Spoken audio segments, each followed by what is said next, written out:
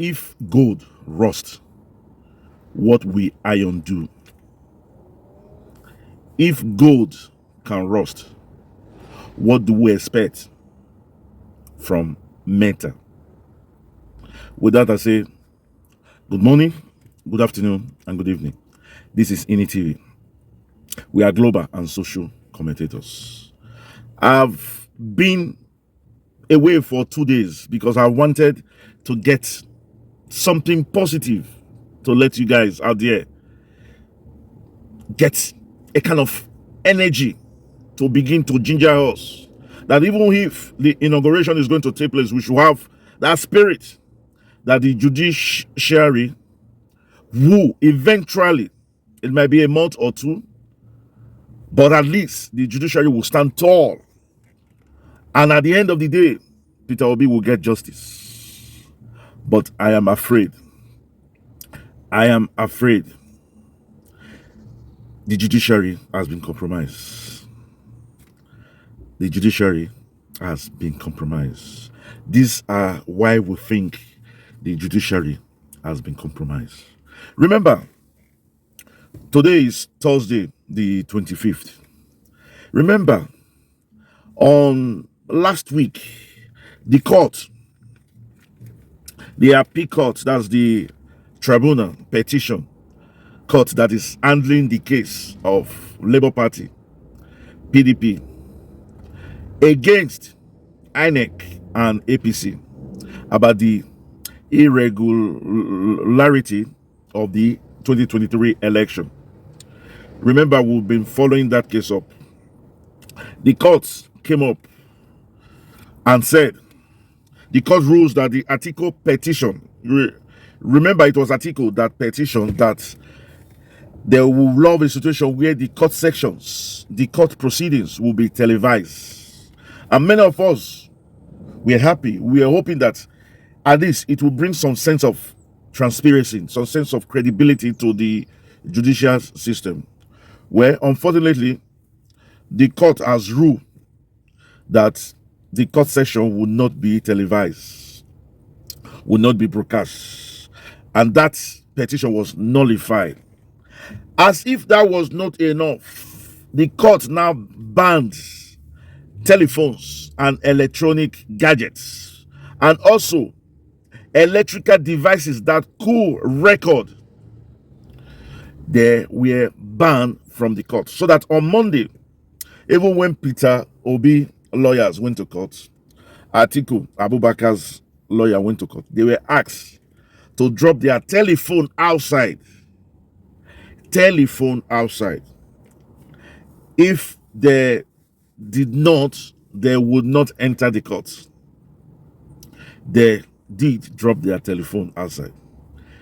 Allegedly, I don't know if this is true, we were told that the APC lawyers had their phone on them, allegedly. Anyway, that is why we said we begin to see something funny.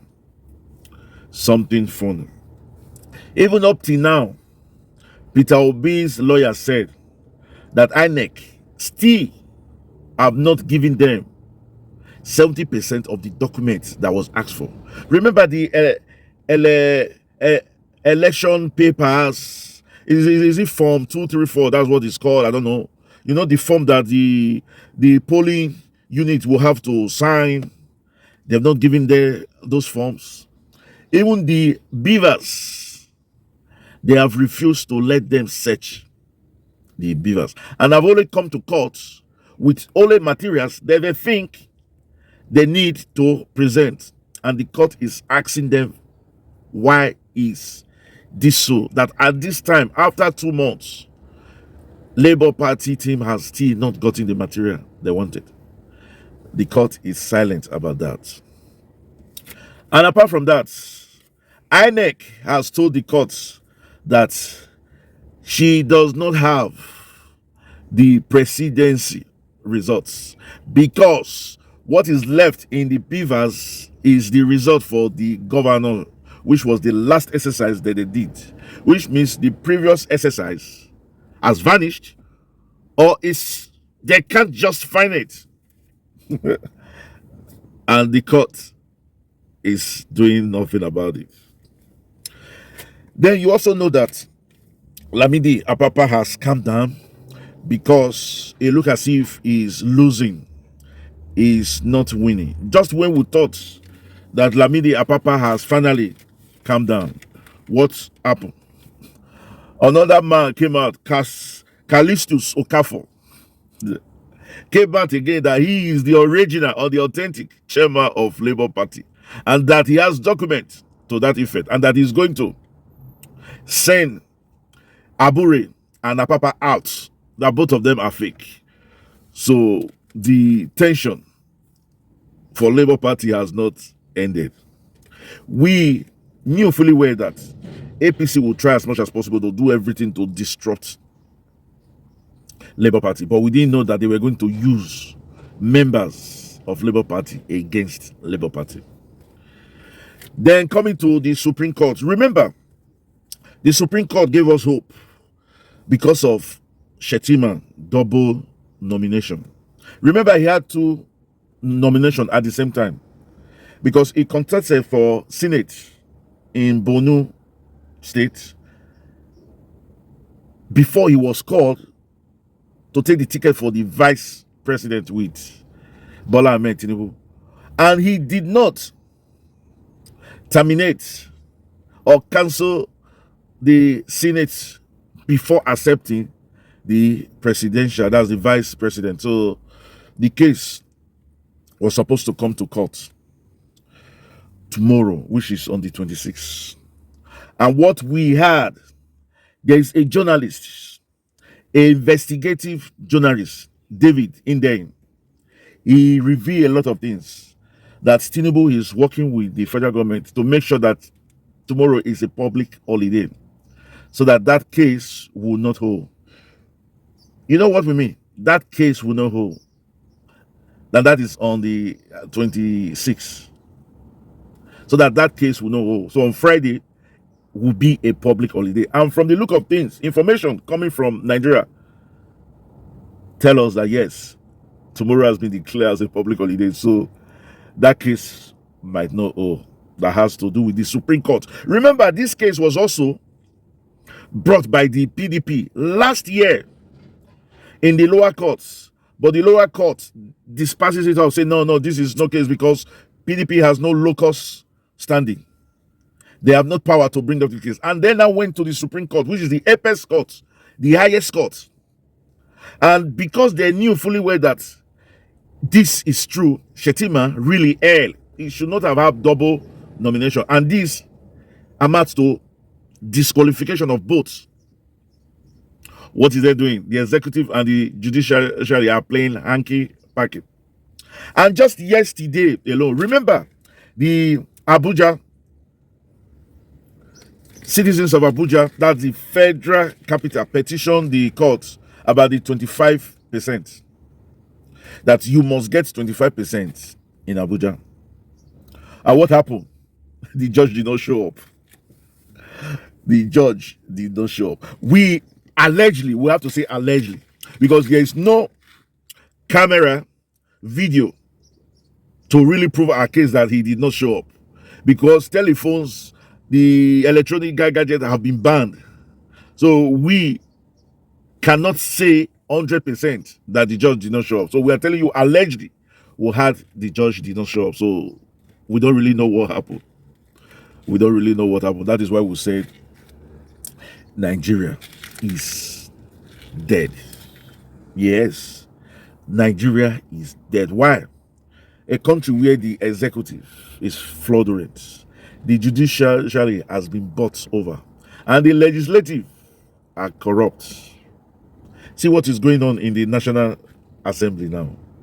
Lobbying, fighting against themselves, because they are hoping that the president, the Senate president, should come from the north. After having Bola Tinubu from the west, that is a Muslim, Shettima from the north, that is a Muslim, they also want the Senate president to also come from the north. That is the way the cookies have crumbled. But while we are a little bit difficult to really say. We don't really understand what is happening in Nigeria. That is why we are throwing these questions to you. Buhari, the outgoing president, has said that if he finish on May 29, he's going to go straight to Daura, which is his state, his village. But what we don't know is that he said that if you come and trouble me in Daura, I will move to Niger Republic. Why will he think somebody will come and trouble him in Daura? Who or what institutions? Definitely, it is not me and you that is going to trouble him in Daura. It is going to be the government. So why would the government of Nigeria trouble him? And if they did trouble him, he will move to Niger. And that the Niger government will protect him. What has Buhari done wrong that he's afraid of? What has Buhari done wrong that he's afraid of? What is he scared of? That is the question we are also asking. There's a lot of skeleton in the cupboard. What is Buhari afraid of? What is INEC afraid of? What is the elite APC afraid of? We know fully well that if you are afraid of something and you think people will come for you, it's because you have offended some people. You have offended some persons. And that's why you think they will come for you. So what is the offense of, I will say, the outgoing president, Buhari? What is the offense of INEC? And what is the offense of APC? Why this fear? Why this fear that they might come after them? Please, if you know why they are afraid, let us know. Remember, this is INEC TV. We are global and social commentator. If you like what we are doing, please subscribe to this channel. Subscribe. And after you subscribe, just press the notification bell button so that each time we upload video, it comes directly to you. And remember what you said, like and comment. We want to know what Buhari is afraid of, what INEC is afraid of, what's the future hold for Nigeria. Today we know, but tomorrow is unknown to all Nigerians. Anyway, to our returning subscribers, we'll say thank you. Remember, we love you, but God love you most. And as it is the culture in this channel, we will catch you when we make the next video. Until then, we'll say toots, adios, ciao, au revoir, hasta la vista. Bye-bye. Thank you.